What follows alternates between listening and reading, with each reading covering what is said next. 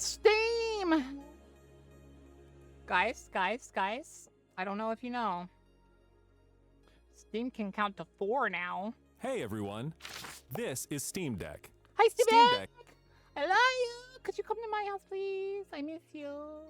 is our powerful, portable, handheld gaming PC I want a new one so bad.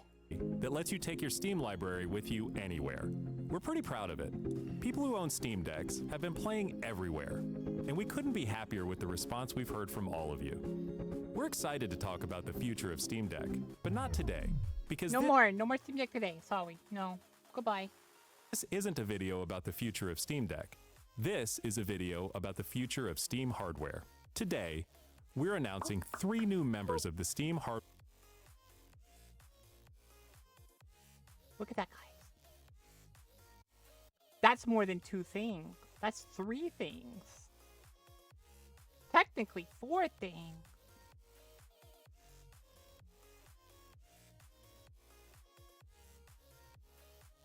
Steam can count to 4! hardware lineup.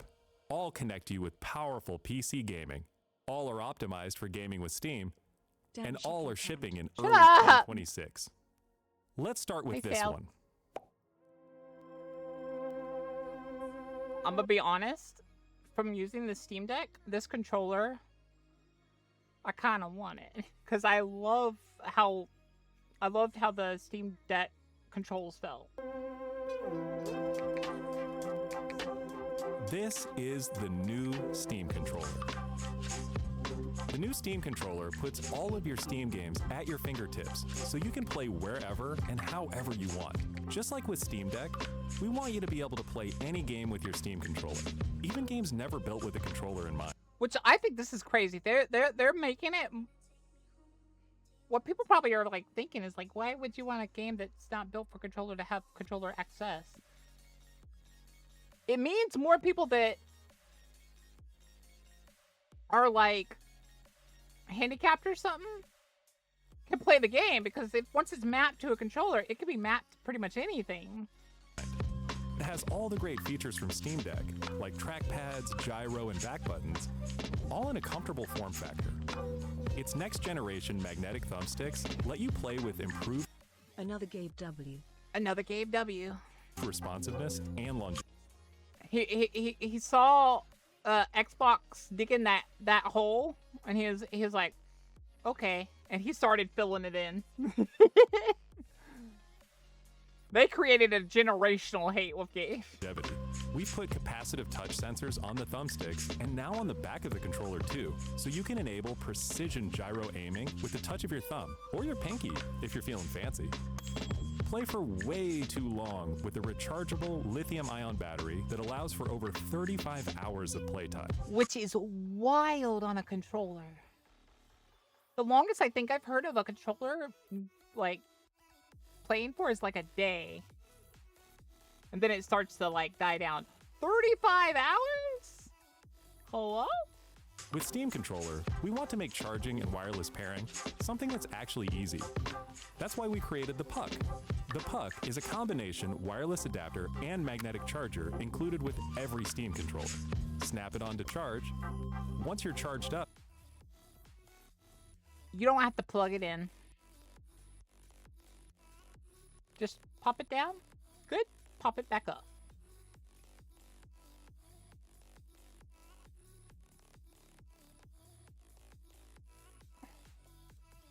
snap it off again.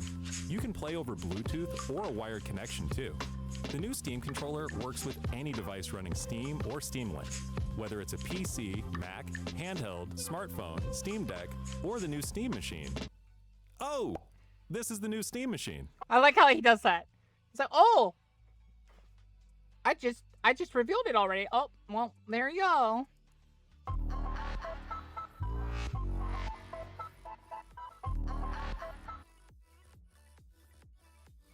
If I didn't already want a Steam Deck, I'd want this. And I'm going to be honest. This might be the first big purchase I make next year. It might be. If it's not too expensive. It's probably going to be around the same price as the Steam Deck. The OLED one. Steam Machine is a powerful gaming PC in a small but mighty package, designed for your games on the big screen.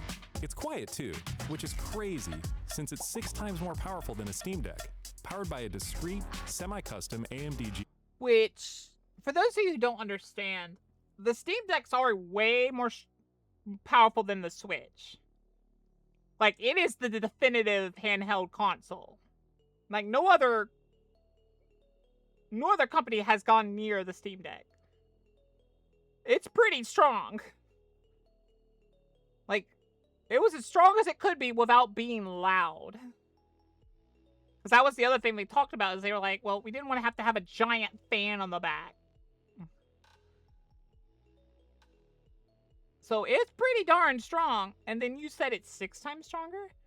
That might mean it's stronger than the PS5. That might mean the PS5 just got beat with a little tiny box. GPU, enabling 4K gaming at 60 frames per second with No console does that! They say they do, but they don't. So I'm pretty excited about this. Like they've said, they always either say 4K or 60 frames per second. They've never said both.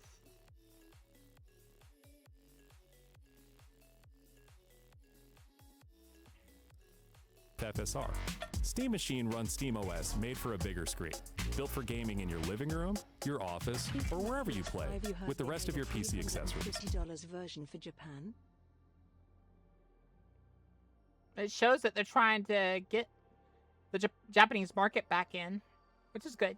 Steam Machine borrows some great features from Steam Deck, like lightning fast sleep and wake. I think the Steam Deck was testing out all these things. They're like, let's just put this all in a handheld and see how well all this stuff does. And then we can transition it into these things we want to make.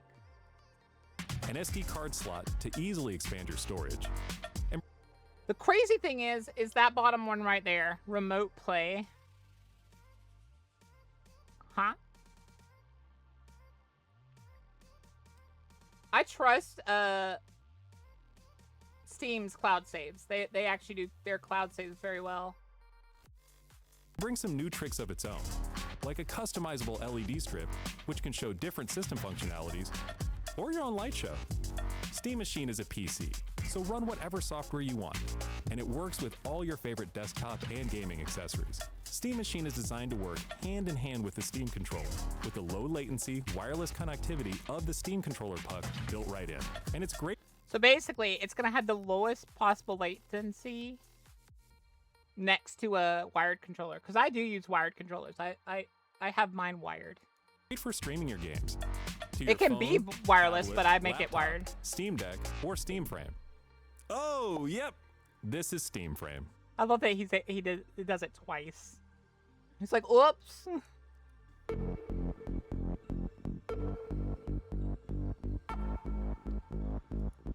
Which people don't realize how big of a thing this is. We've basically just had 2 crappy companies so far with their overexpensive. With the stuff that is inside the Steam Machine, they could easily price it at $500 to $600 unless the iBubble will affect even more the price of components. I highly doubt Steam goes into that AI thing. Like, if you notice, they haven't implemented an AI assistant in the Steam store. That shows they're not about it. This is big news, because this means that... And they're going to most likely price it competitively, this one. And then they're not going to have all their proprietary technology in it and stuff. And you know how Steam is, where they're always about, like, customize your stuff. And, like, you fix it yourself kind of thing. I bet you this is going to be maybe $800, maybe max. I think. Which is already priced competitively. That's going to break open the VR world. The problem is not Steam Frame is Valve's next generation VR hardware. Stream all your Steam games. Price is more than doubled. Well, they've been working on this for few years, so it's probably already built and stuff. So they probably already have like deals with companies still. VR and non-VR. That's how like companies work, is they make deals ahead of time to put in place prices. Like in this comfortable, lightweight, wireless VR headset. Steam Frame uses camera-based tracking, so getting into your games is as easy as slipping on the headset. That's why we're going to be doing the subathon, is I really need to upgrade this computer one more time for the next few years. So, hopefully we do well. Picking it up. Steam Frame controllers, included with the headset, are designed with all the inputs you need for your VR titles, like motion controls and capacitive tracking for all your fingers, as well as a split This might be the first VR I'm actually really interested in. gamepad layout to work with your whole Steam library. They even feature the same magnetic thumbsticks as Steam Controller for responsiveness and longevity. Steam Frame also pairs seamlessly with the new Steam Controller, a great companion for playing non-VR games in the headset. To make sure stream Which means this, because this kind of means that maybe 3D bokeh is a possibility. is smooth and stable no matter what.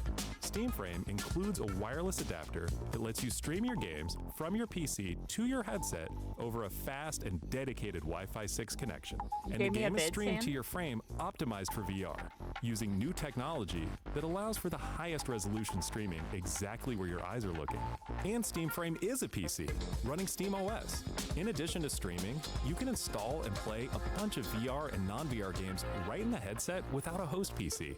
You can also expand your onboard storage to fit even more games with a micro SD card. Steam Controller, Tim, did you send it in the Discord? Because I don't see it. Steam Machine, and Steam Frame. All built with the same DNA as Steam Deck, all powered by Steam, work together, and can be used however you'd like with whatever peripherals and accessories you choose. Already bought all the production capacity for 2 years for server grade HDD.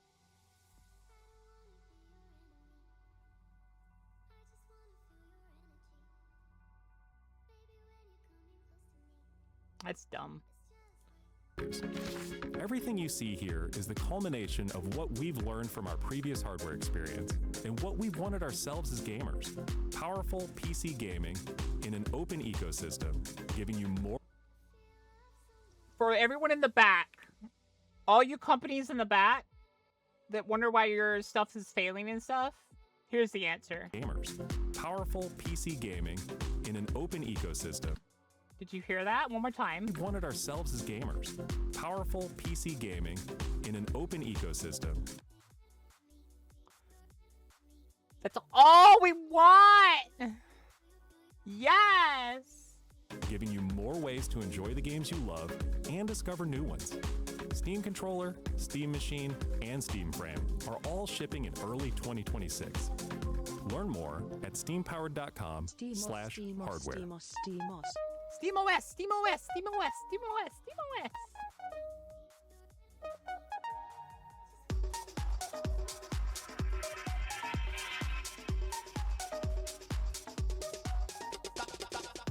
I'm telling you, man.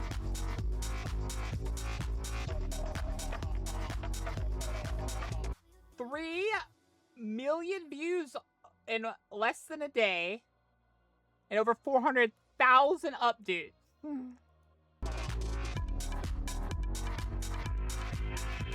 That's really good.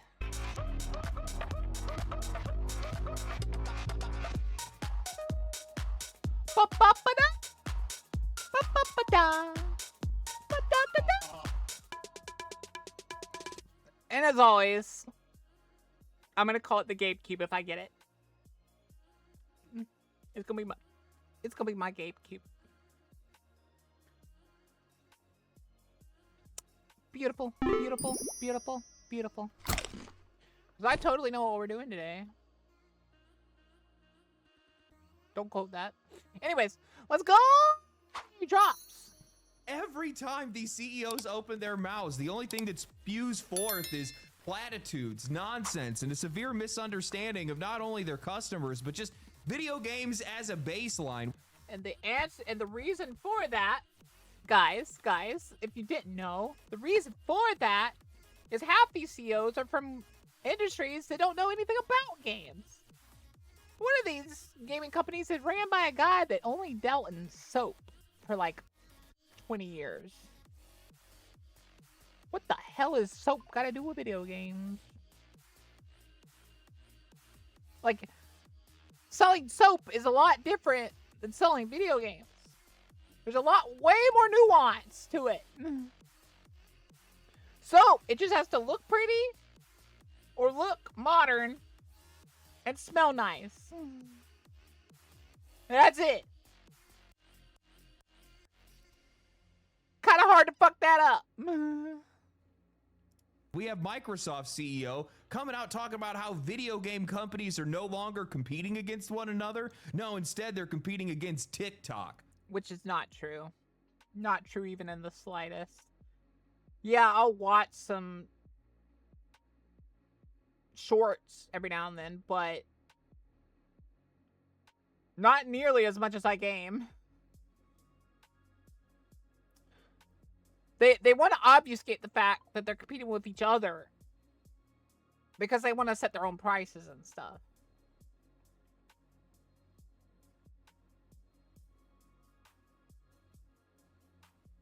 Oh, yeah. You know why they're doing that, Alan? Because they want to discourage you buying it. They know they have to make one. Otherwise, like, people are like, the hell are you doing? But they want to discourage you buying it because if not enough people buy it, they can say that Xbox doesn't need to do that. And the only way to be able to compete is with better margins. Why are you guys like this? I swear, the video game industry and video games are so easy to figure out. Just make better games. And I'm sure there's going to be some people that are going to say, LD, it's not that easy. It is. It quite literally is. To which I respond, well, then you shouldn't be making video games. Exactly. To give you an idea, Vampire Survivors blew up. It was $2 for the most simplest, like, concept because it was fun and easily replayable. It had the perfect storm of good stuff in a market that kept trying to raise its prices. And it only raised its price because it needed a tiny bit more money to start partnering with other, like, cool brands to bring you more DLC. And the DLC are still super cheap. Like, yeah, eventually it'll get expensive to buy the whole thing. But by then, if you are already a part of it,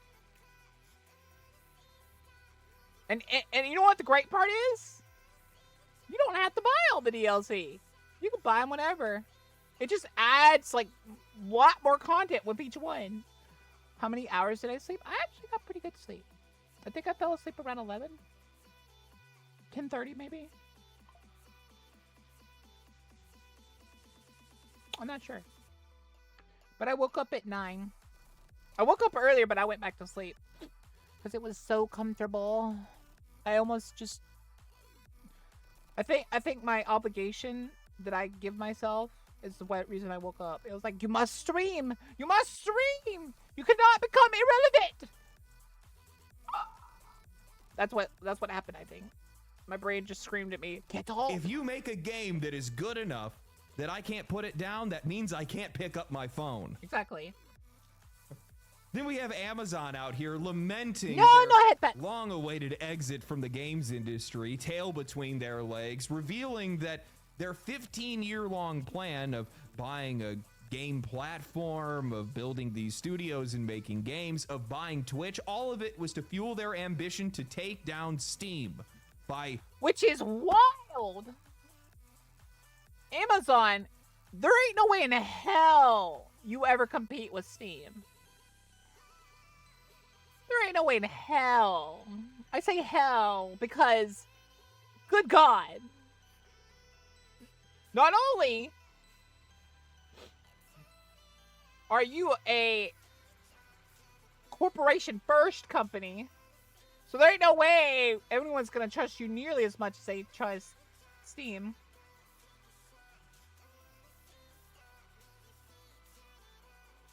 Today I just found out what those anime masks are called because of a certain VTuber said the name. Yeah, like, Amazon, you're an investor-first company. There's no way in hell you compete with Steam that's private. To give you an idea, Steam fired the person most likely that was putting out their own brand of justice on anime games.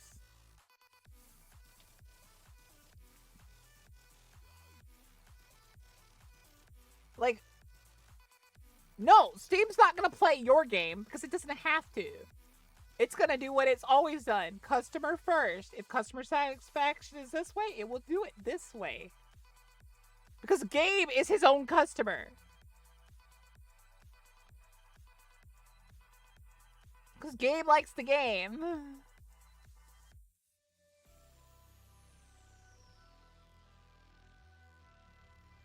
I don't think anime is going mainstream either. We're going to look at another video real quick that will tell you the good news about anime and how America's no longer going to be able to affect it. But anyways. Buying them out of the industry. Amazon. All the while they're failing, nobody's learning any of the lessons that need to be learned from any of this. So today, we're going to be talking about just how deluded these CEOs are and how little they actually think about or care about the games that are being made or the customers that they're supposed to be serving. How Steam still does nothing and comes out on top. And how one dirty little book is going to ruin everything. But before that, I heard that you were having trouble finding gifts for this holiday season, and it just so happens I got your back. You ever seen He's got our back!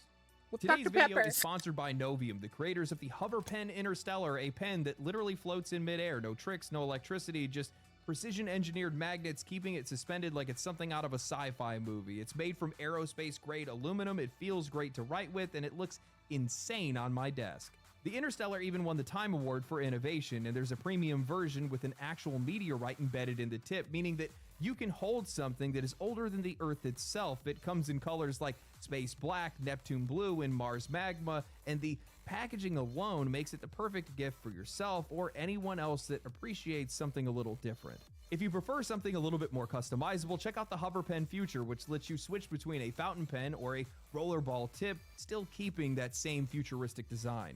Right now, you can get 15% off of all hover pens for the next 48 hours and 10% after that with free shipping worldwide.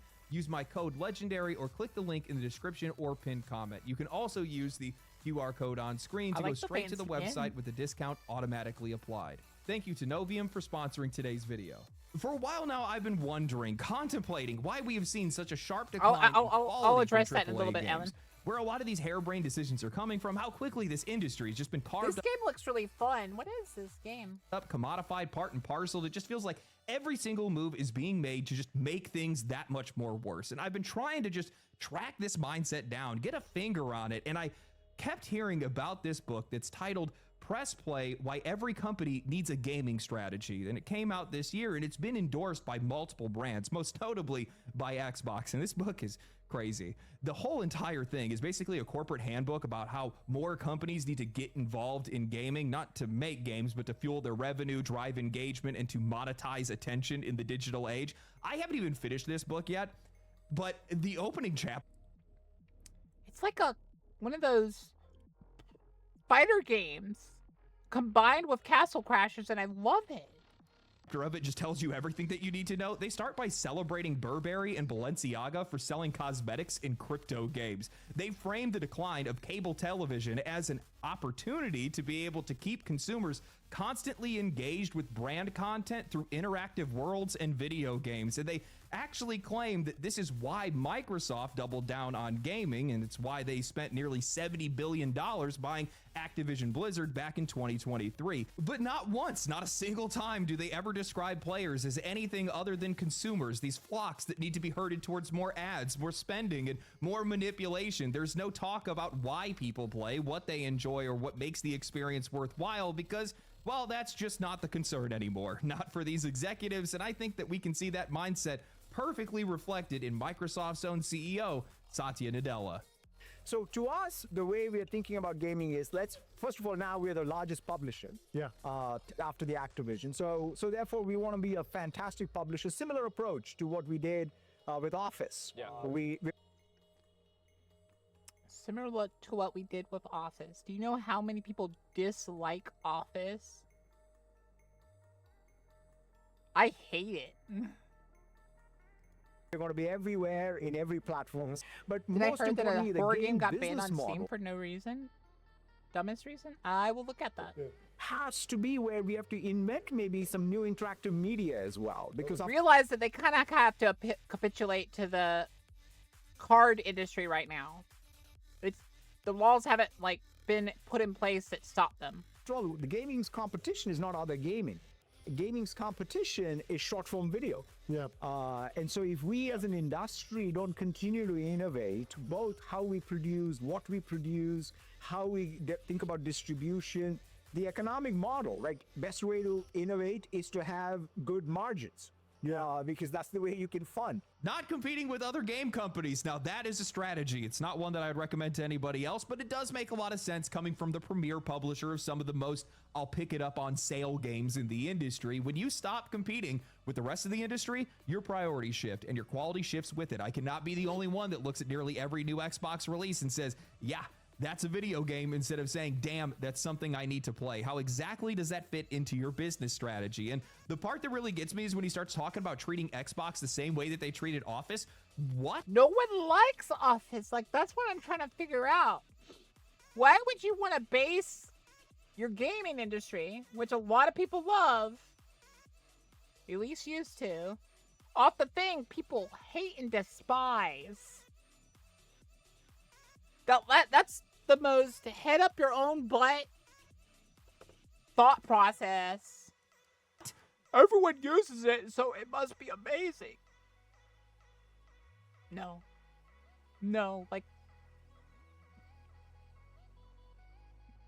Yeah, that's what's hilarious, Valley. I miss old Office. Because new Office pisses me off more. The Office business is sustained by... It's crazy that everything Microsoft does gets worse.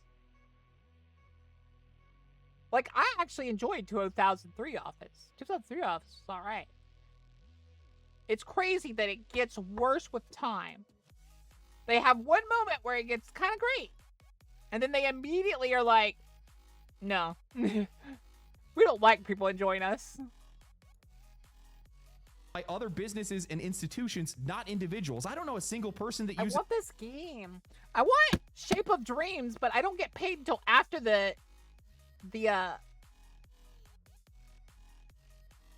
sale ends. You just want a Word document? That's what I'm saying. I liked when I could just click on Word. Word would open. I could type things. Now it's like, you need to subscribe to this service to use this Word document. Huh? Why? Word always came with this. It comes with it installed. No! Office at home. Most people are using Google Docs, Notion, or Obsidian. Yeah, most people don't even use Word anymore. The Office anymore. The entire model relies on corporate licensing, not customer loyalty, and trying to apply that thinking to video games just proves how disconnected this leadership is. Their focus is completely shifted. Instead of building great games, they're out here trying to make sure that every single screen can run some version of their ecosystem. It's all about service expansion, tiered access, add-ons, subscription padding, more studios to be able to feed that pipeline, and cuts anywhere that do not serve that loop. When you're not competing with other studios, you are no longer competing on quality. And when you're competing with social media, all you're really doing is chasing engagement. And if your content isn't any good, well, neither is your engagement. Bro, just get it over with already. This is the slowest, most painful exit I have ever seen. Their next console isn't even a console. It's a hybrid console PC, reportedly shipping with Steam already integrated, which from a hardware standpoint Sure, that sounds fine, a mid-range build for people that want to get easier access into PC gaming, but it completely kills the point of Xbox as a platform. If it kills Xbox as a platform. You're trying to daisy chain Steam to it because you're like, oh, we'll get all the Steam players. Here's the thing. 90% of the Steam players already have a computer. 10% of them have a cheaper computer. Neither of which, let me preface this, neither of which want to buy a glorified crappy computer for $1,200 when they could just buy a decent build usually for around $1,400. Xbox games are already on Steam and Steam is going to be included with the console, then what exactly is Xbox supposed to be? Steam winning yet again by doing nothing. I am just... No, I'm talking about just a decent, okay computer, Alan. I'm not talking about others. And then the people that will spend more buy the $2,000+ computers. They're not going to buy your low end. Other countries, it's 2,000. Yeah, but like, that's what I'm saying, Alan. The people that can't afford that price aren't buying your thing. They're buying a nice computer. They're not gonna buy your weird hybrid amalgamation that clearly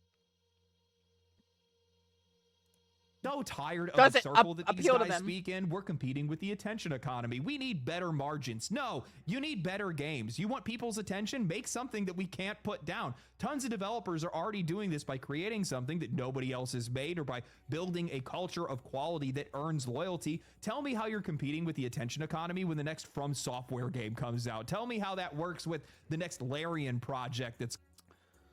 The next Larian project, I guarantee you is just gonna blow every like other gaming company that isn't already bankrupt into bankruptcy. Gonna drop. When Sandfall does it, there are studios that are out there that are commanding attention because they deserve it. Look at Baldur's Gate 3. Most players... I want to play Baldur's Gate 3 again. I need to... You know what? I'm probably gonna start a new modded run with Naka. Because I saw she just went on to make her own modded run. I'm gonna see if her friend's available, and then I'm gonna get I'm trying to think who I might get, like Color or another VTuber. You should see the modded runs, Alan. It makes it feel like it's not even turn-based because you can abuse some of the like crazy powers and stuff. Have hundreds of hours in that game. It's a single-player game with no new content in 2 years, and it is still pulling 70,000 concurrent players on Steam. They act like we don't, on a monthly basis, see multiple games break through and find massive audiences. Oh, maybe that's because those games are half the price and actually worth our fucking time. Then he goes on to say the best way to compete with short-form content is by having better margins. Right, because...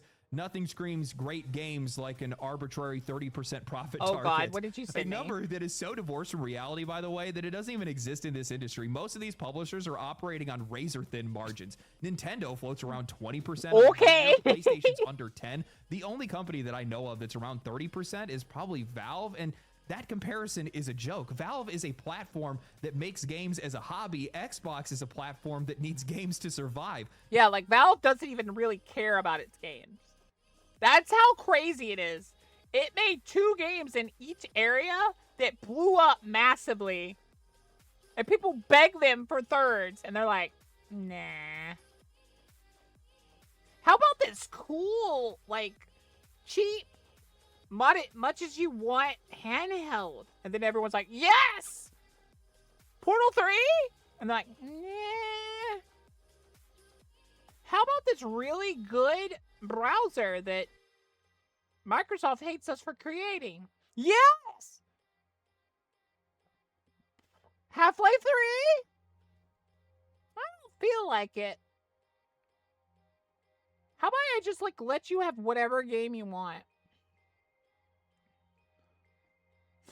And everyone's like, yes!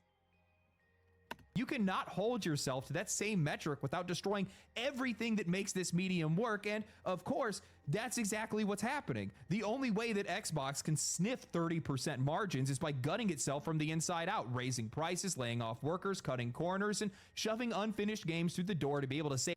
What's hilarious is Steam is so good to like indies and everything else because they support them so much. Literally, the $100 to post your game on their platform is given back to you after the first 1,000 sold. As long as you have confidence, they will. Bam! Do it! You got this!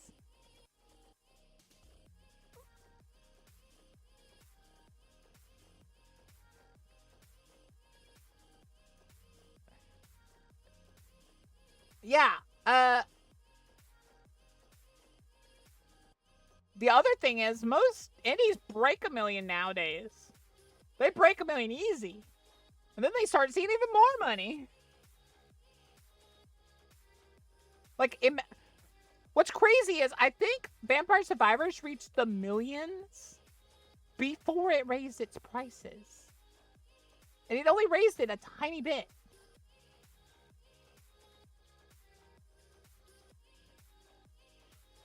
Which tells you that they've made a massive amount of money now. And they still just keep giving us really good content.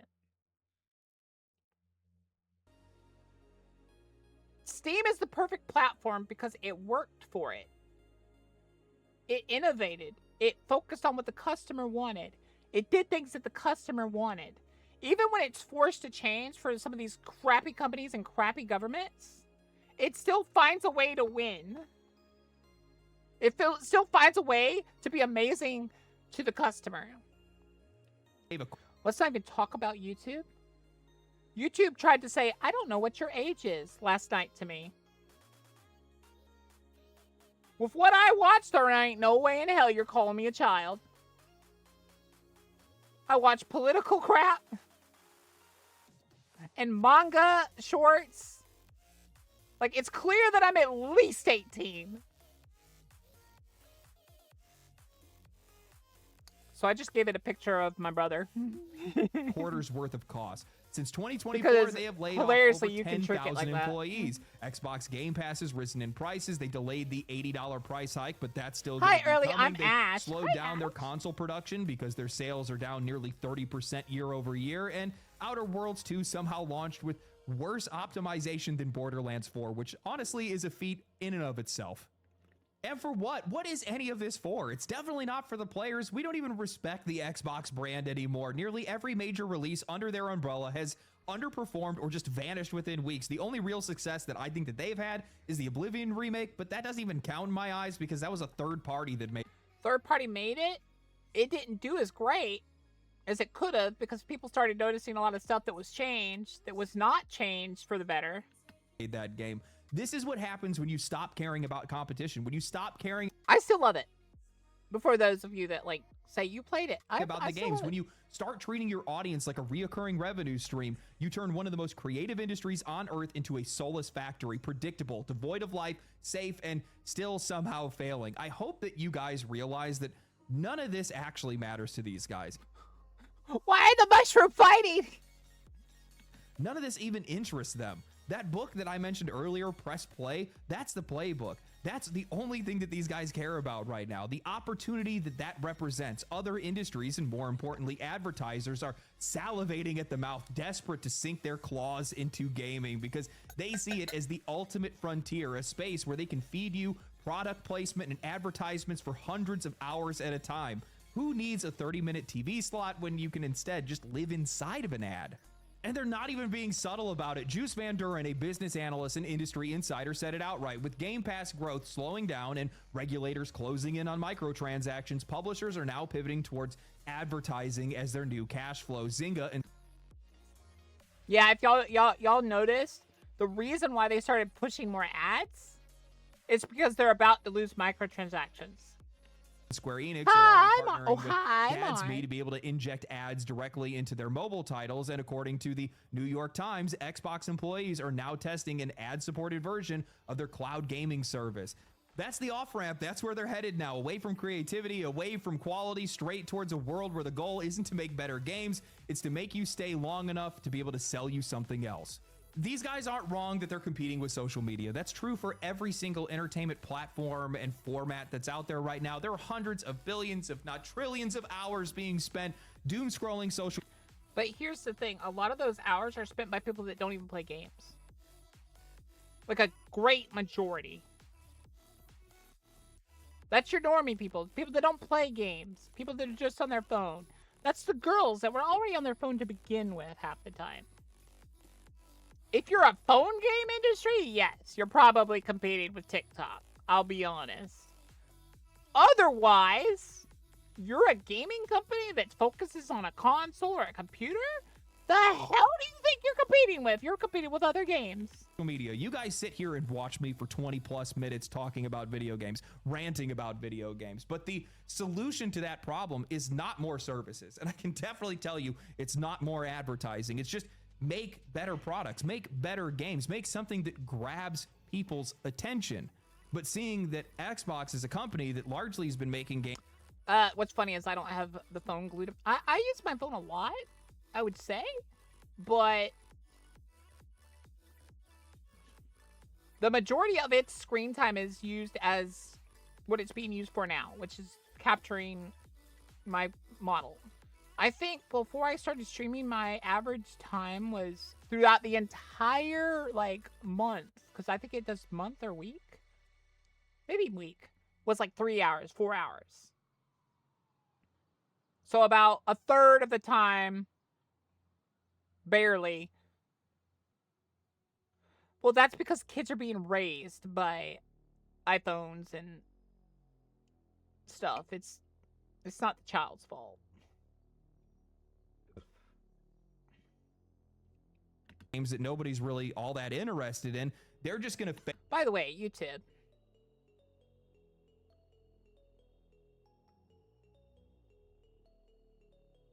You get hacked and my brother's picture appears in like a leak or something?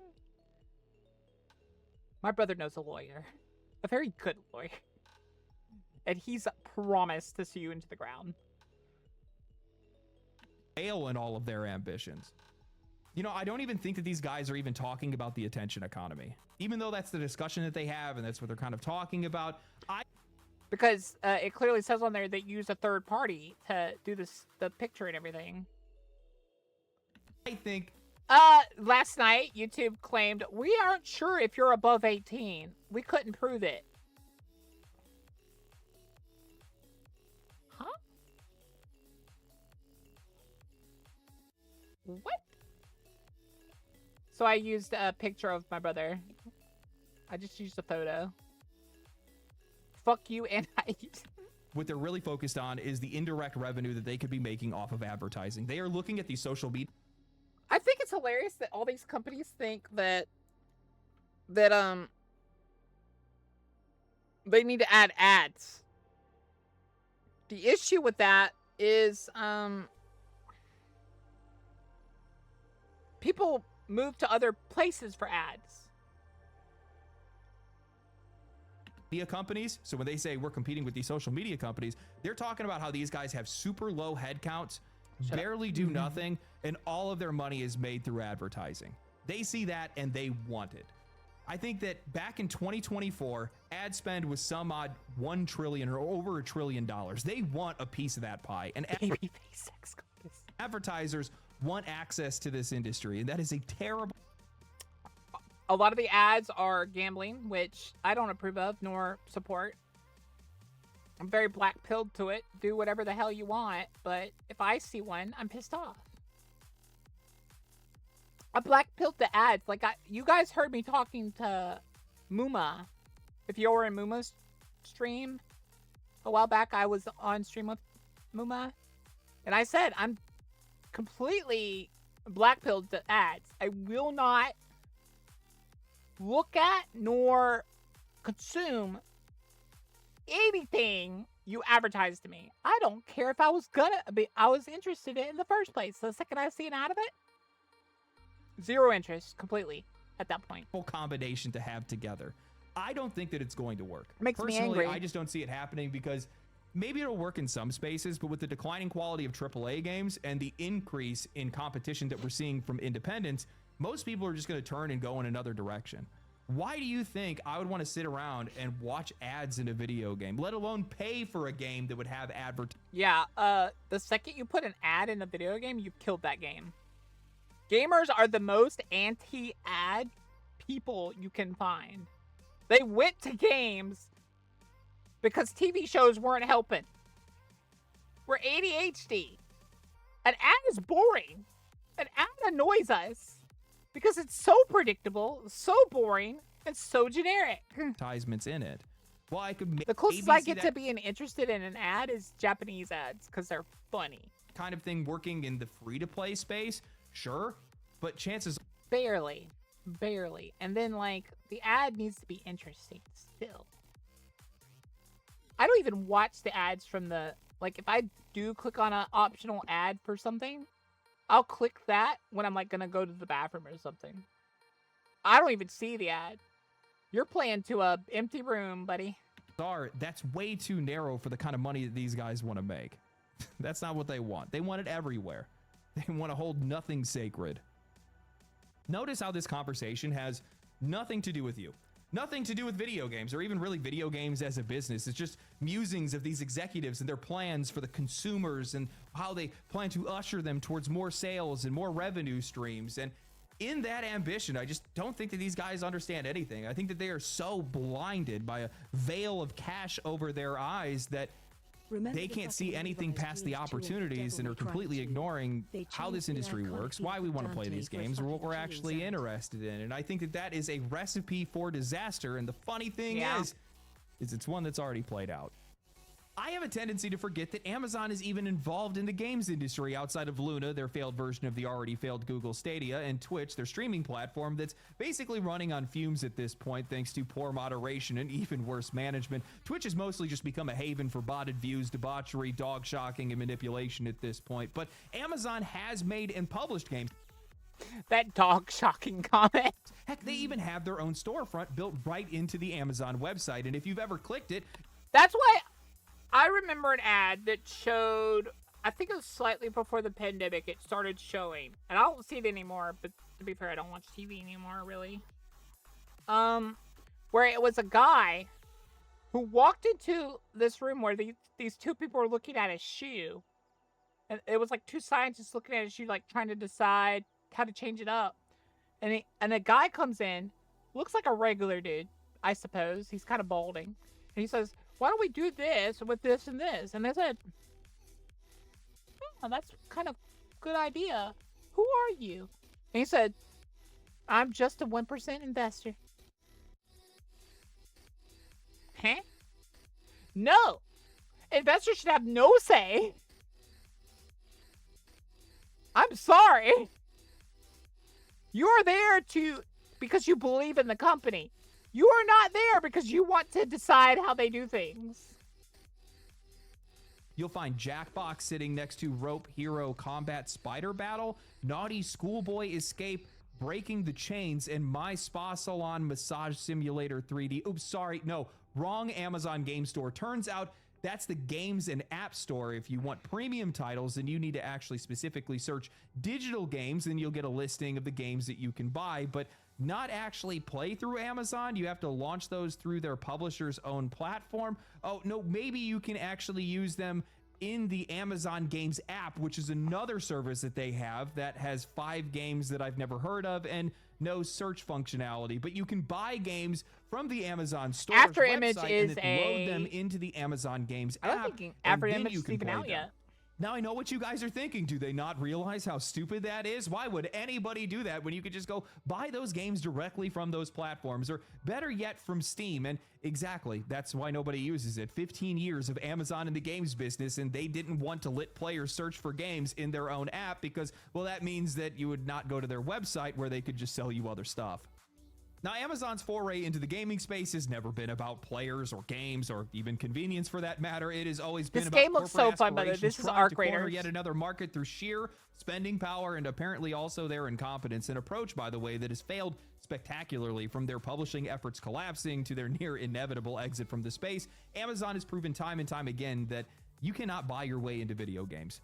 Bless their little hearts.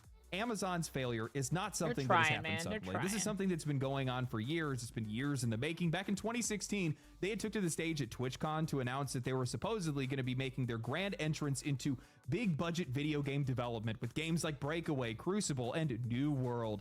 3 projects that were meant to prove that Amazon could stand alongside some of the industry giants, and instead, well, each one of those games ended up crashing harder than the last. Breakaway was quietly canceled after a lifeless alpha. Crucible actually launched, but then was unlaunched a month later and then deleted from history. And New World was the latest one and the best one, and it lasted the longest. People thought it might actually work, and then it slowly bled out in Amazon. And by the way, for those who are curious, the reason why it slowly bled out is they kept fucking things up. They kept, like, clearly going pay to win, then trying to roll that back, then going a different way, pay to win. Then they tried to roll that back, and then they tried to do this, and then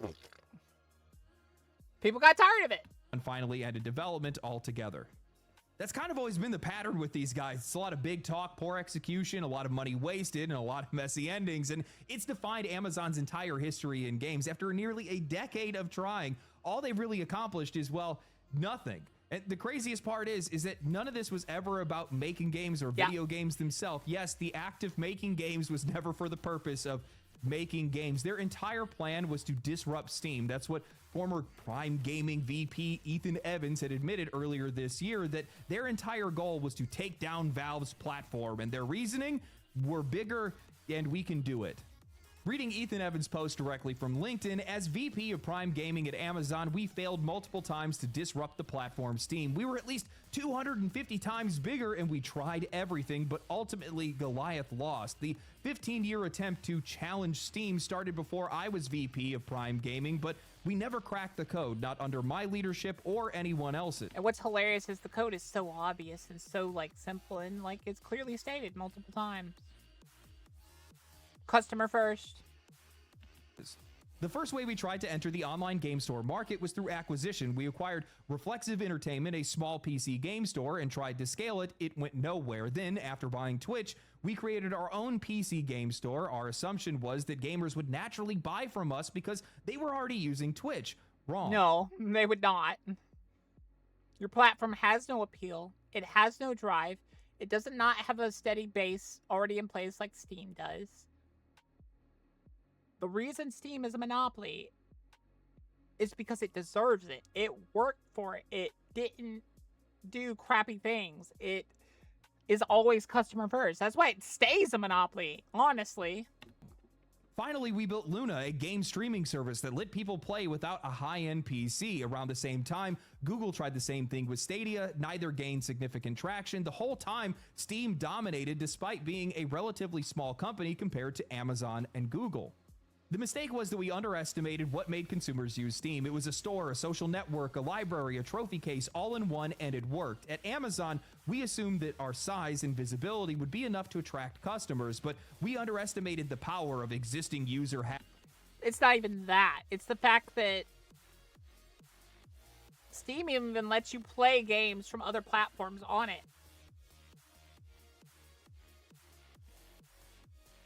That's the crazy thing. Gamers don't give a crap. They go to the thing that's clearly, like, built for them, and Steam is. Habits. We never validated our core assumptions before heavily investing in solutions. The truth is that gamers already had the solution to their problems, and they weren't going to switch platforms just because a new one was available. They're not going to switch. We needed to build something dramatically better, but we failed to do so, and we needed to validate our assumptions of our customers before starting to build, but we never really did that either. Just because you're big enough to build something doesn't mean people will use it. Man, that last line really says it all. Just because you're big enough to build something doesn't mean people will use it. It's the most honest thing that I think I've ever heard a tech executive say, and they somehow still don't understand what it means. We fail to understand user habits. No kidding. You guys fail to understand people. You fail to understand games. You fail to understand why players are even here in the first place. And I said this earlier last year. Evans was so close when he had said gamers had already found a solution. The problem is what they don't realize is the solution that players had found was a solution to them. And you know what's crazy? They didn't have to replace one of those. You are the problem we are solving. Amazon thought that they could brute force their way into the PC gaming space with money and marketing, but what they never understood is why people use Steam. It's not just a store. That's the other thing, yeah. It's all in one. All these CEOs want the all-in-one platform. Meanwhile, Steam is just literally just social network game store. It's not even really a social network. It just happens to have forums and stuff. It's just like, here. Do that. Talk about your games.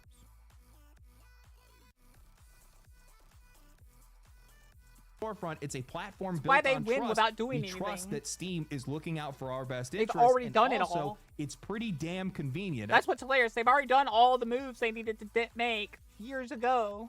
I think that Gabe Newell had a quote where he had said that the best way to beat piracy is just to provide a better service. Yet Literally. It's a service issue. It is not a, it's a competition issue, basically. If the pirates provide a better service, you're going to go to the pirates. here you have Amazon putting out a storefront with 12 extra steps beyond just clicking buy and playing a game. I wonder why you failed. Valve is not some faceless corporation that Sign up to this. Sign up to that. Subscribe to this. No! I buy game, I play. chasing quarterly growth targets. It's a company that is ran by people who actually understand the medium and the customer. When Valve is making changes, as long as they're not being forced by credit card holders, it almost always is in favor of the developers or the players. Keep in mind that these guys have banned ads in games. They've held developers to their release Which is beautiful. these schedules and more. They give creators real tools. They don't nickel and dime their users at any given chance. They just treat the ecosystem like it's a living thing, not a cash register. Meanwhile, Amazon thought that they could just buy up a storefront, buy Twitch, throw some cash at some streamers, and make some live service games that are constantly pumping engagement, and that would make them relevant. But nobody cared because it wasn't built for them. That's the one thing that these guys can't seem to get through their heads, and it's that it doesn't matter how much money you have if you aren't selling something with the customer in mind. I think that this is the end of Amazon's adventure in gaming. While we've already talked about the platforms that they built and the games that they've developed, do not forget that these guys, their publishing record is the brown Midas touch of modern gaming. Lost Ark, Throne and Liberty, Blue Protocol, all these games brought to the West under Amazon's banner, every single one of them disasters in their own way, inflated player counts, botted numbers, performance issues, relaunches, and suffocating monetization. Each one of them a reminder that their interest was never in the player experience, only in extraction. Honestly, I am so glad to watch these guys fail because it's the same road that Ubisoft went down. It's the one that Microsoft is already walking. The creative voice, the empathetic voice, the one that actually understands the player, has been completely replaced by executives who see art as leverage and culture as an algorithm. These And companies AI think as that they're a- competing for as an attention, asset. but what they're really competing for is patience at this point. And a lot of these guys have already burned through it. Players do not want to be managed. They want to be inspired. They want games that capture them, games that make them feel like One of the biggest, supporters to the whole Steam thing is the guy that beats games in 2 hours to refund them.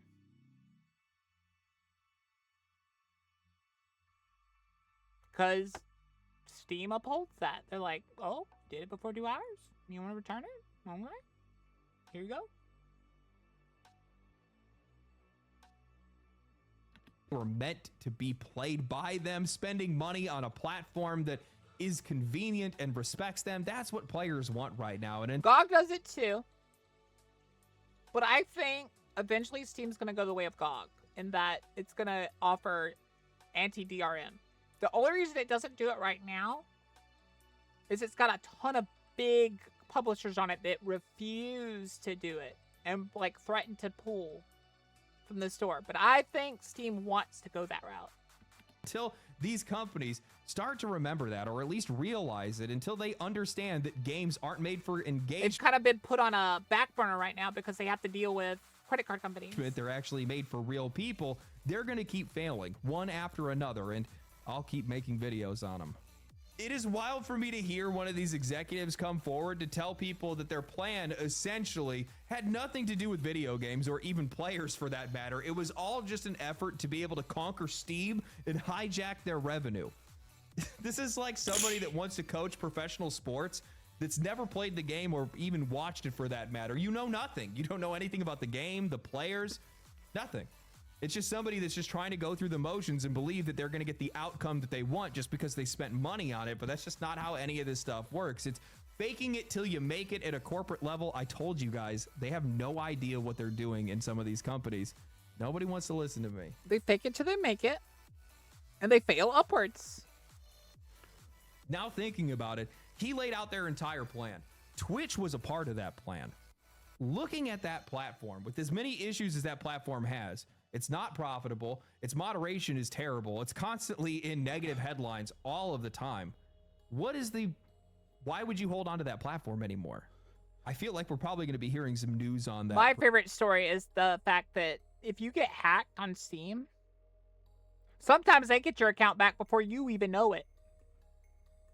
And the joke is that they assassinate the hacker because you never get hacked again. Pretty soon, especially with a lot of the layoffs that I've seen them have, especially when a lot of those layoffs are coming from key leadership as well. But I can't imagine they're going to hold on to the company. I just don't see it. I mean, I could maybe make the argument that it's a loss leader for Amazon Web Services. I think I've heard Asmongold make that argument before, but with how politicized and polarized that website has become, there's no way. It's only going to have a negative effect anymore. It's funny that Amazon talks about how they were trying to compete with Steam, but these guys never understood or learned the golden It's okay, rule. Valley. Steam is not an angel, okay? They do some heinous stuff. CS skins, as an example, an entire microtransaction ecosystem. What's hilarious is Steam is already like starting to affect that. They're slowly going through that and make it not as much of a thing. Has its own economy that's attached to it, to the likes that nobody has ever seen before, but they never compromise the quality of their games or the convenience and quality of the service. You never do that. And that's what these guys make sure that they never do. This is sales 101. You can pull some heinous stuff. You can do some gnarly things to customers. You can drain their wallets, but the product and the service always come first. If the quality isn't there, if you aren't selling them what they're there to buy, the rest falls apart. Indeed. These guys have lost sight of that. That's their biggest problem. And Customer they're blinded comes first, by money. always. And because they're blinded by money and these other opportunities, it's made it more difficult for them to make money. You know, looking at Xbox's situation, if Xbox was making Arc Raiders, if they made Expedition 33, if they made Baldur's Gate 3 or Elden Ring, do you guys think that these guys, do you think anybody would be complaining about increasing prices? Do you think anybody would be... Probably not. Do you think they would have a hard time selling their consoles? Probably Do you not. think that they would have any problems with holding attention with the attention economy? These guys are so stupid. Anyway, that's all I have. Hope you guys enjoyed the video. If you guys did enjoy the video, like the video, subscribe to the channel. These are like some of my favorite topics to be able to cover. I love just rolling all over these guys. But follow me on Twitch. Follow me on Twitter. And catch me in the next one. Stay cool, stay righteous, stay safe. Peace. Hey! Family! Family! Family! And that was Legendary Drop. Should I do the other video tomorrow? I think we'll do the other video tomorrow.